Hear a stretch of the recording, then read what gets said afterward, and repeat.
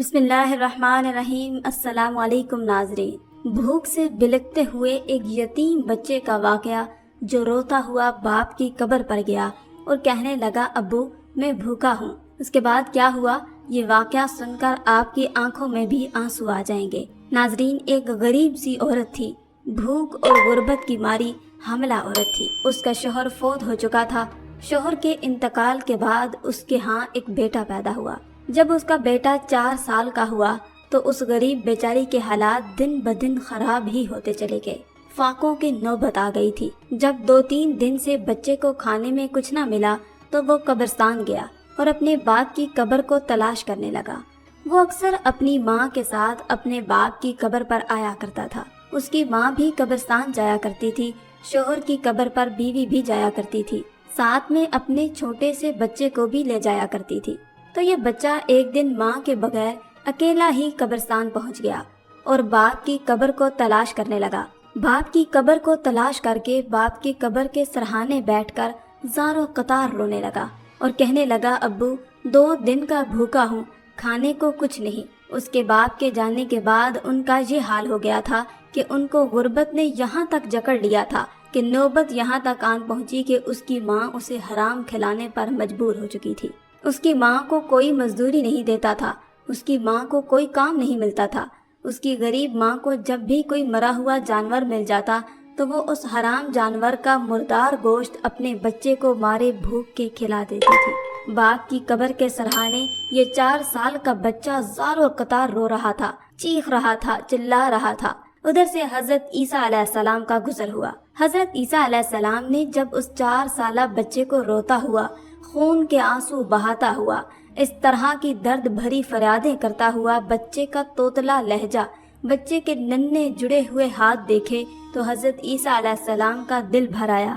حضرت عیسیٰ علیہ السلام نے اس بچے کے سر پر ہاتھ رکھتے ہوئے فرمایا، اے بچے، اگر تو اپنے باپ سے ملنا چاہتا ہے تو میں تھوڑی دیر کے لیے تیرے باپ کو قبر سے باہر نکال لوں۔ بچے نے کہا، آپ کا مجھ پر احسان ہوگا۔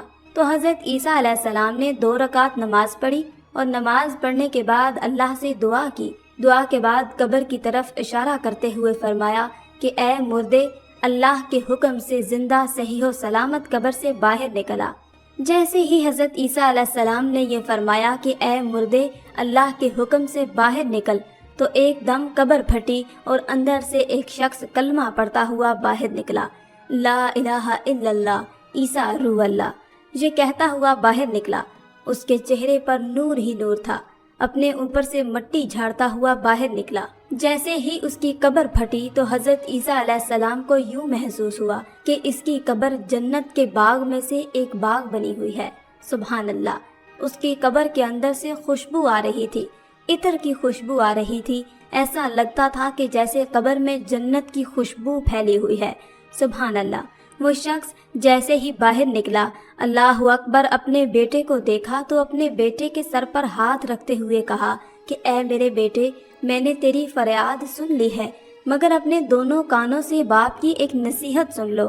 جو مزہ غربت میں ہے وہ مزہ امیری میں نہیں ہے۔ جو سکون، جو اطمینان، راحت غربت میں ملتی ہے، وہ سکون اور اطمینان امیری میں نہیں ملتا۔ امیری میں تو صرف بے سکونی کے سوا کچھ نہیں ہے۔ میرے بیٹے، اگر تم سکون حاصل کرنا چاہتے ہو تو اللہ کے حضور جھک جاؤ، اللہ کی چوکھٹ پر جھک جاؤ۔ جب بھی مانگنا تو اللہ سے مانگنا، جب بھی جھکنا اللہ کے سامنے جھکنا، کسی اور سے نہ مانگنا۔ تیرے باپ نے اپنی ساری زندگی غربت میں گزار دی۔ میں 3 دن کے فاقے کاٹتا تھا، 3 دن کھانے کو کچھ نہیں ملتا تھا۔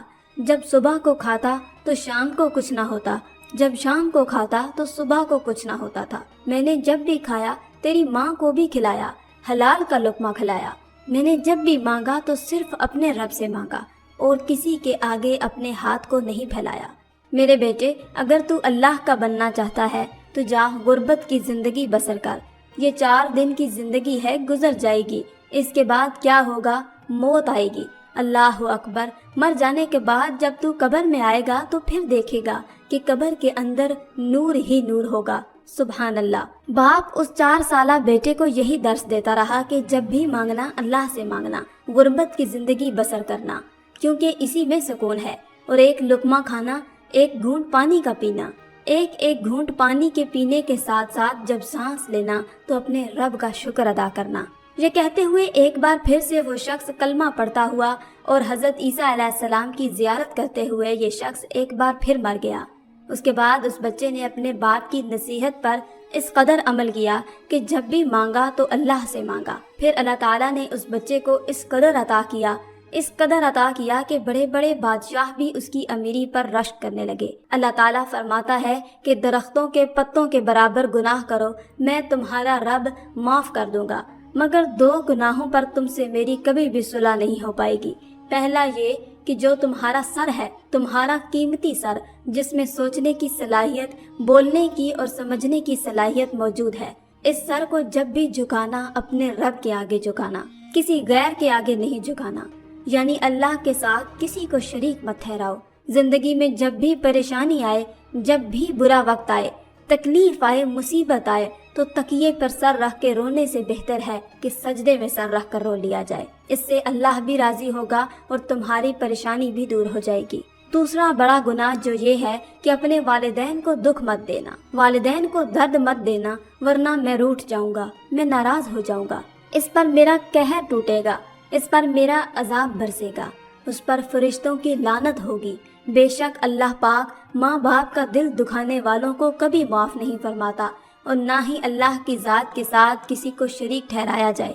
اللہ اس چیز کو بھی کبھی معاف نہیں فرمائے گا۔ اللہ پاک ہم سب کو بھی گناہوں سے بچنے کی اور نیک کام کرنے کی توفیق عطا فرمائے، آمین یا رب العالمین۔ ناظرین، آپ کو ہماری ویڈیو کیسی لگی نیچے کمنٹ باکس میں ضرور بتائیے گا اور اسے اپنے دوستوں کے ساتھ ضرور شیئر کیجیے۔ شکریہ۔ آج کی اس ویڈیو میں تھا بس اتنا ہی۔ مزید اسلامی ویڈیوز حاصل کرنے کے لیے اللہ کی شان چینل کو سبسکرائب کر دیں اور ساتھ میں موجود بیل کے آئیکن کو دبا کر آل پر کلک کر دیں۔ شکریہ۔